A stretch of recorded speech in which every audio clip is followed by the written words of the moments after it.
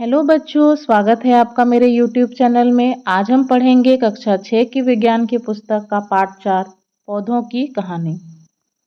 आपने अपने आसपास तरह-तरह के पौधों को देखा होगा। क्या आप उसका चित्र अपने कॉपी पे बना सकते हैं?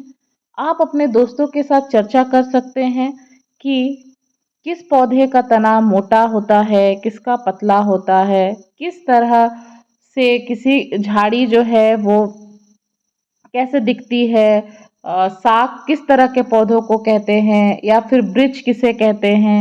आप इस बारे में अपने दोस्तों के साथ चर्चा कीजिए। तरह तरह के पौधों के बारे में जानने का प्रयास कीजिए। आसपास अलग अलग पौधों को आप गौर से देखिए तो आप पाएंगे कि पौधे अलग अलग तरह के होते हैं।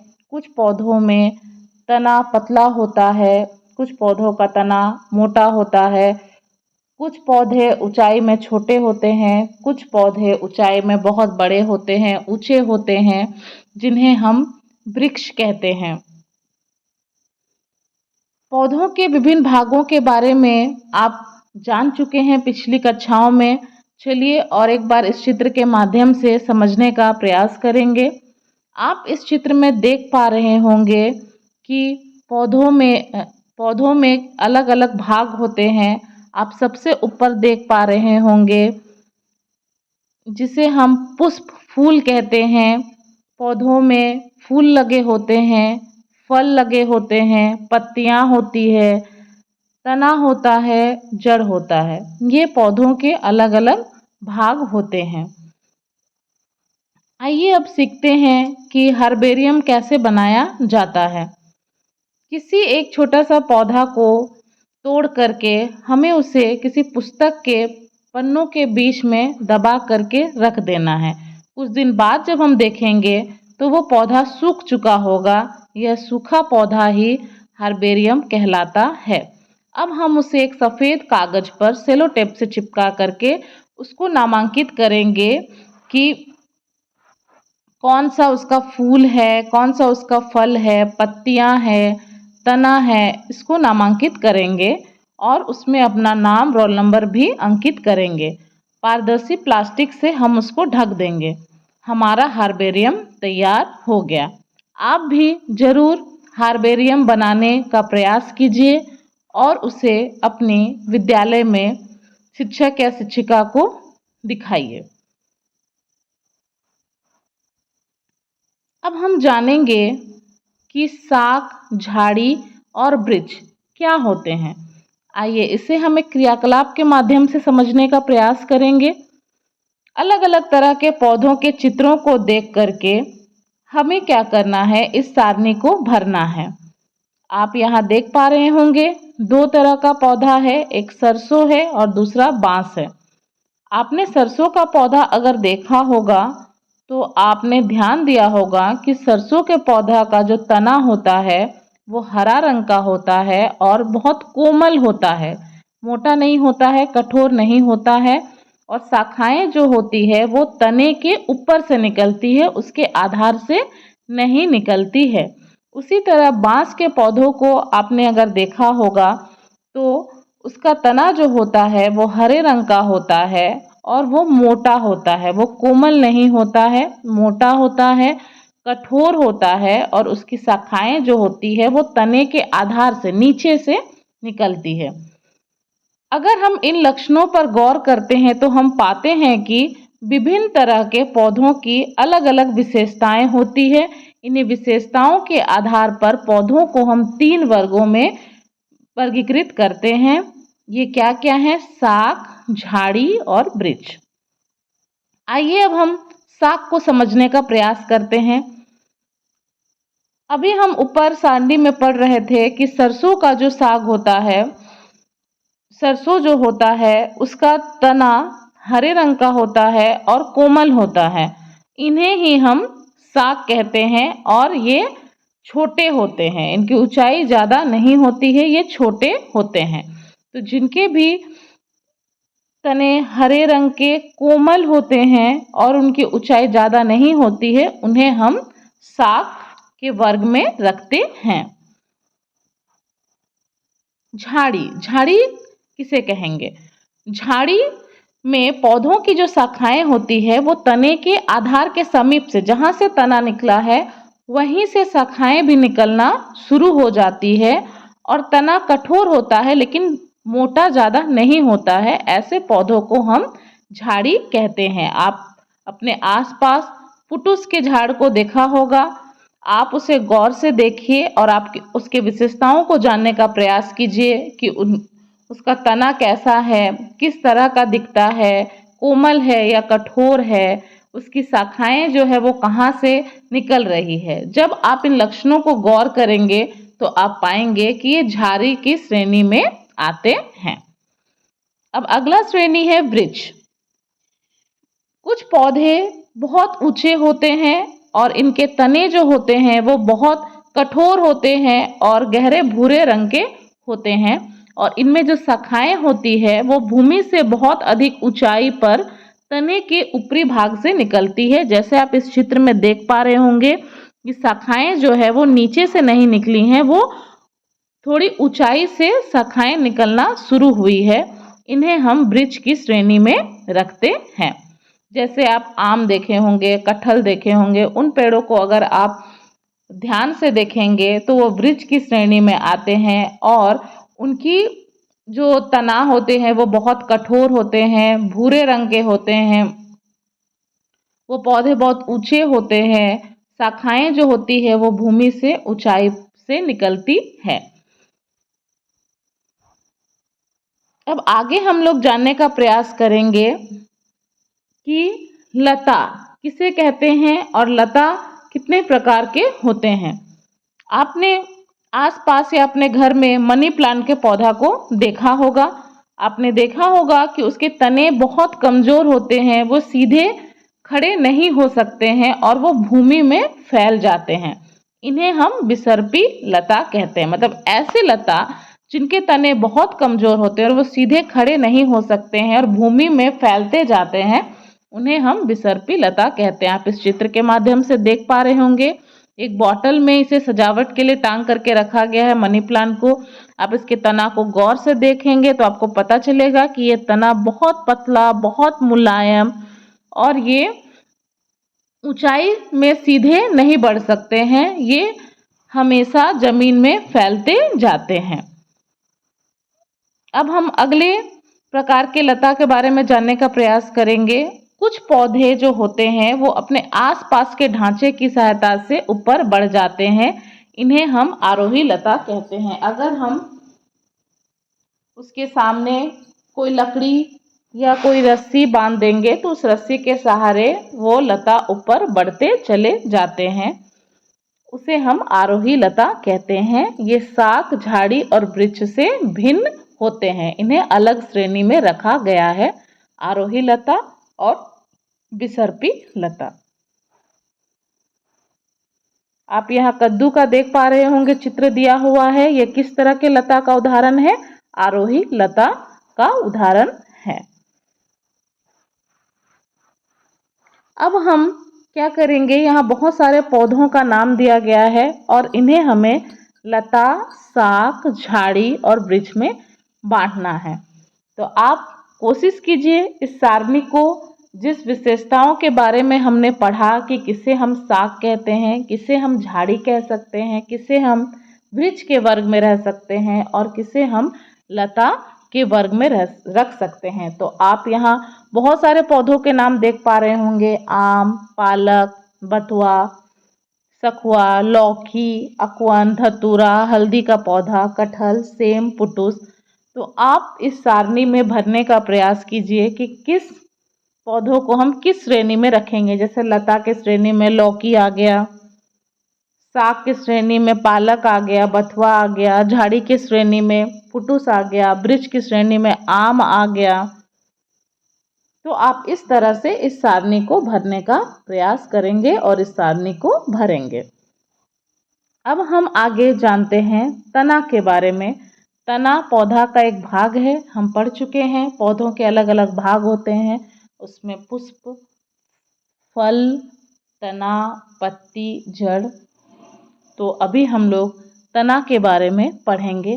क्या होता है तना? तना का क्या कार्य है? तना पौधे का सबसे दृढ़, सबसे कठोर भाग होता है। इसे स्तंभ भी कहते हैं क्योंकि ये पेड़ को खड़ा रखने में मदद करता है। तने में गांठ जैसी रचना होती है जिसे हम पर्व संधि कहते हैं। आप इस चित्र में देख पा रहे होंगे, ये गन्ना है, इसमें आप देख पा रहे होंगे गांठ गांठ बना हुआ है, इसको हम पर्व संधि कहते हैं। और दो गांठों के बीच का जो स्थान है उसको हम पर्व कहते हैं। ये दुब घास, गन्ना, मक्का और बांस आदि में पाए जाते हैं। आइए क्रियाकलाप के माध्यम से जानने का प्रयास करेंगे कि तना का क्या कार्य है।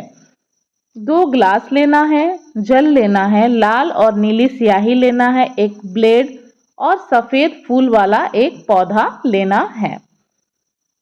अब हमको क्या करना है, सफ़ेद फूल वाली एक शाखा को लेना है और उसे एक गिलास में रखना है और उसमें लाल स्याही की कुछ बूंदें डाल देनी है।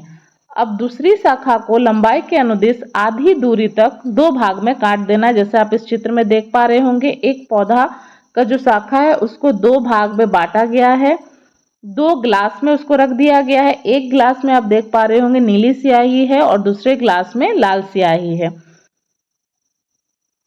कुछ देर बाद हम जब इसे बाहर निकालते हैं और अब हम इसकी शाखा को छील करके देखते हैं तो आप देख पा रहे होंगे कि इसकी शाखा में नीली स्याही और लाल स्याही दोनों दिख रही है अलग अलग शाखा में। पहले गिलास के फूल वाली शाखा पर क्या प्रभाव पड़ा और दूसरे गिलास के फूल वाली शाखा पर क्या प्रभाव पड़ा? शाखा में हमें लाल और नीली स्याही दिखी। इससे हमें पता चलता है कि तना जो होता है वो पानी का संवहन करता है, मतलब जड़ से वो पानी को लेकर के तना के माध्यम से पत्तियों तक पहुंचाता है। तने का क्या कार्य? इस क्रियाकलाप से हम जान पाए कि जल जो है वो तने में ऊपर की ओर चढ़ता है और तना जो है वो जल को एक स्थान से दूसरे स्थान तक ले जाता है, मतलब संवहन करता है।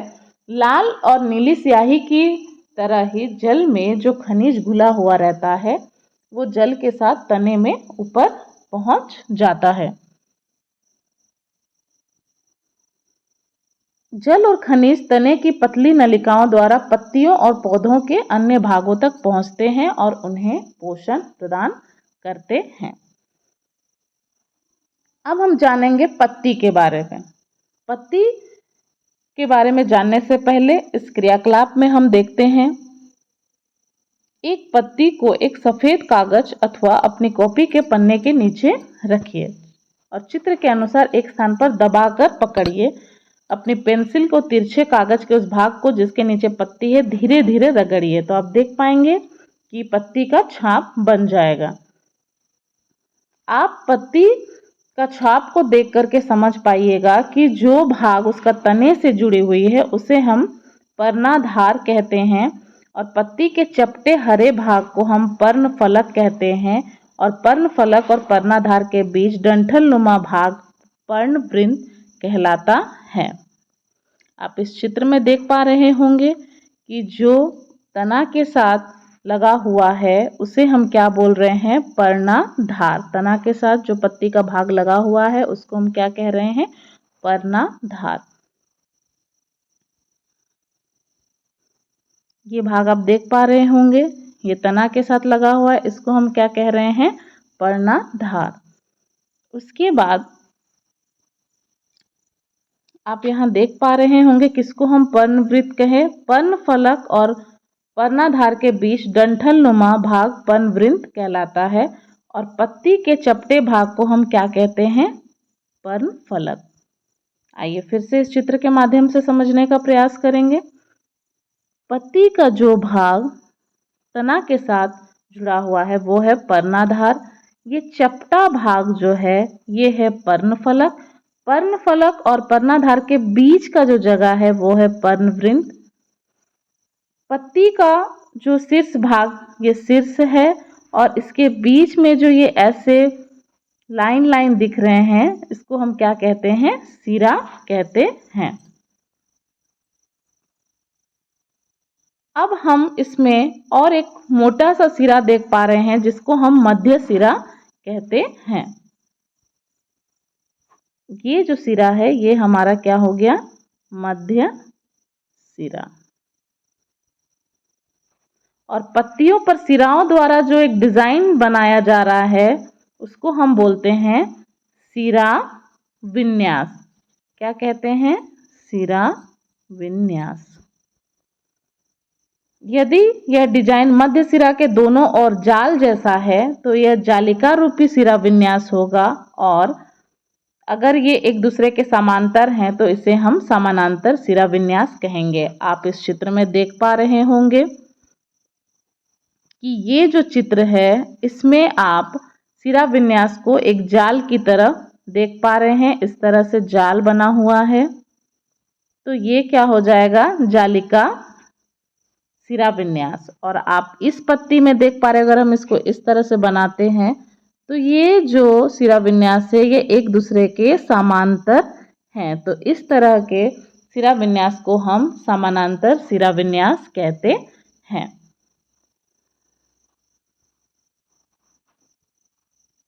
पत्ती के क्या कार्य हैं, क्या काम है पत्ती का, इसको जानने के लिए हम एक क्रियाकलाप करते हैं।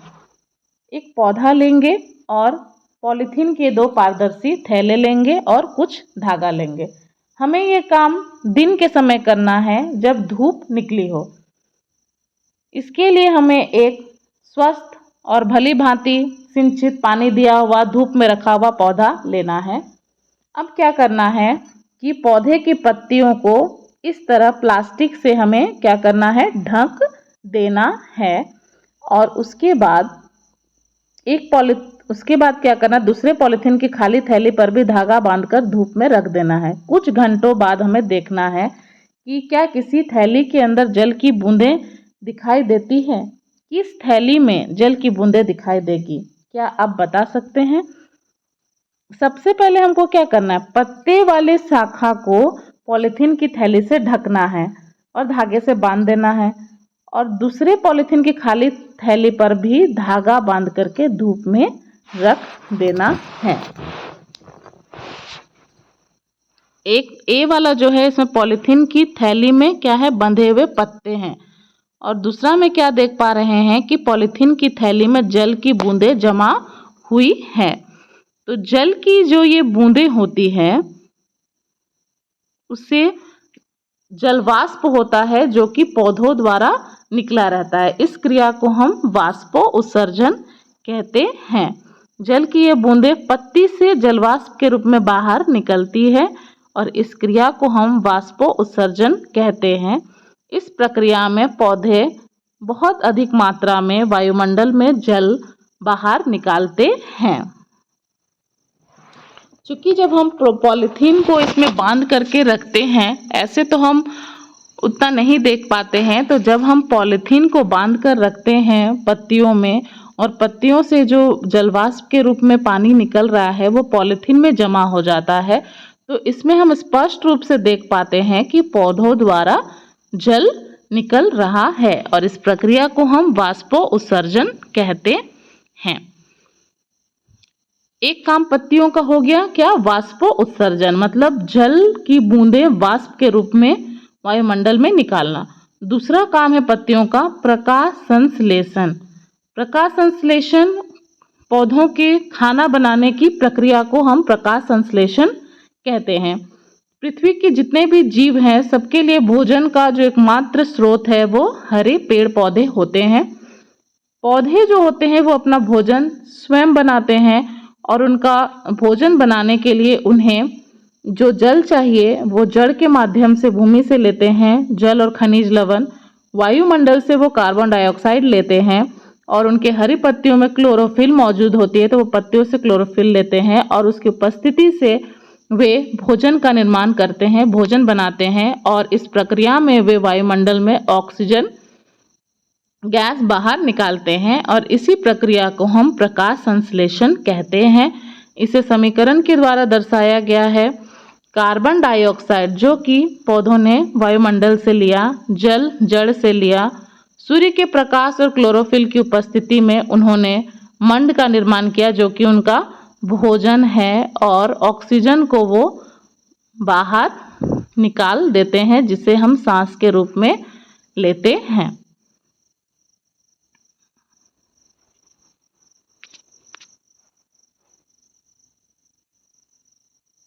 अब इस प्रक्रिया को समझने के लिए क्रियाकलाप करते हैं। इसमें एक बीकर लेंगे और उसमें पानी डालेंगे और कोई एक जलीय पौधा जैसा हाइड्रिला को बीकर का पेंदी में रख देंगे और कीप को उलटकर उसमें रख देंगे और पानी से भरे परखनली को इस प्रकार रखेंगे कि उसमें हवा प्रवेश ना कर सके। आप इस चित्र के माध्यम से देख पा रहे होंगे, एक बीकर है, कीप को उल्टा करके रखा गया है, नीचे एक पौधा रखा गया है और ऊपर में एक टेस्ट ट्यूब में परखनली में क्या रखा गया, ऑक्सीजन, मतलब ऐसे रखा गया है जिसमें हवा प्रवेश ना कर सके।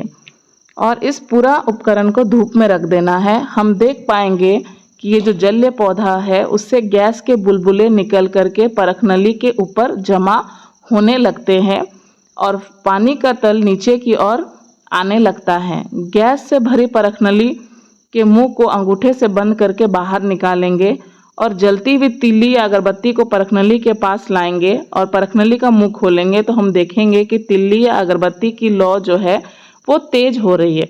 इससे स्पष्ट होता है कि परखनली में ऑक्सीजन गैस है जो कि प्रकाश संश्लेषण की क्रिया में बन रही है। यहाँ ये जो जलीय पौधा है ये अपना भोजन बनाने के लिए प्रकाश संश्लेषण की प्रक्रिया कर रहा है जिसमें ऑक्सीजन बाहर निकल रहा है, वही ऑक्सीजन इस परखनली में जमा हो जा रहा है। और इसका जांच हम ऐसे करेंगे कि इस परखनली को निकाल लेंगे और इसके सामने जलती हुई मोमबत्ती को ले जाएंगे तो मोमबत्ती जो है वो तेजी से जलने लगेगा, क्योंकि ऑक्सीजन जो होता है वो कोई भी पदार्थ को जलने के लिए सहायता करता है। इसीलिए इससे पता चलता है कि इस परखनली में ऑक्सीजन गैस मौजूद है।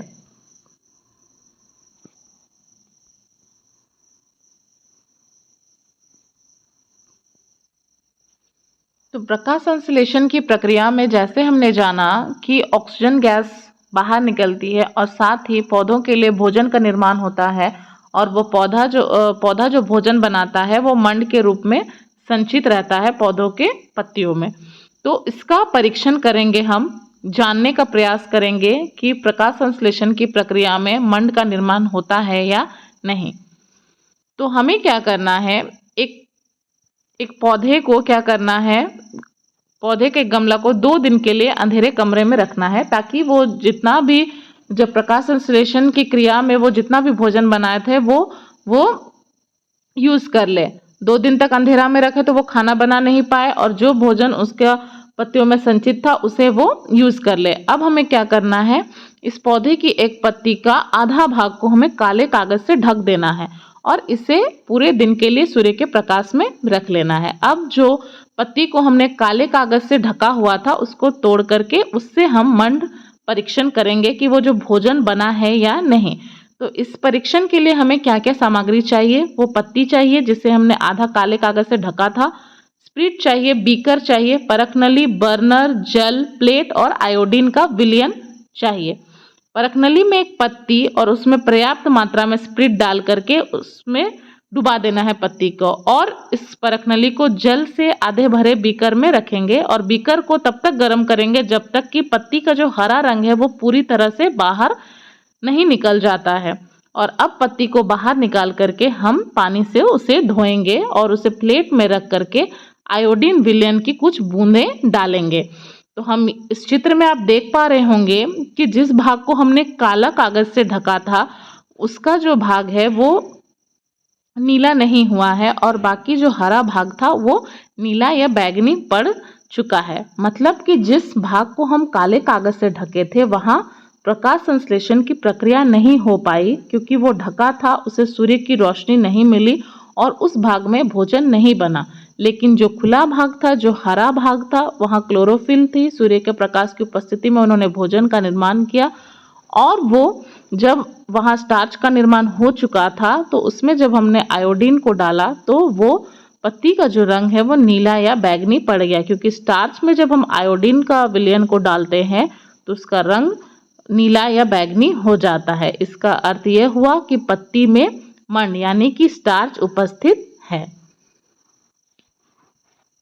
पत्तियों के फलक में आप अगर उसे बहुत सामने से देखेंगे या उसे आप माइक्रोस्कोप से देखेंगे तो आप पाएंगे कि बहुत सारे छोटे छोटे छेद होते हैं, छिद्र होते हैं, जो कि प्रकाश संश्लेषण और वाष्पोत्सर्जन जैसी क्रियाओं को करते हैं।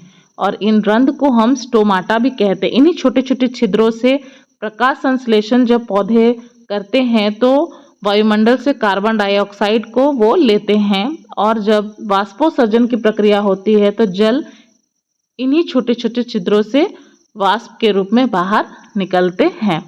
तो मैं इन्हीं रंध्रों से पौधे जो हैं वो श्वसन क्रिया भी करते हैं, सांस लेते हैं, ऑक्सीजन को अंदर लेते हैं और कार्बन डाइऑक्साइड को बाहर निकालते हैं। और प्रकाश संश्लेषण की क्रिया जब वो भोजन बनाते हैं तो कार्बन डाइऑक्साइड को अंदर लेते हैं और ऑक्सीजन को बाहर निकालते हैं।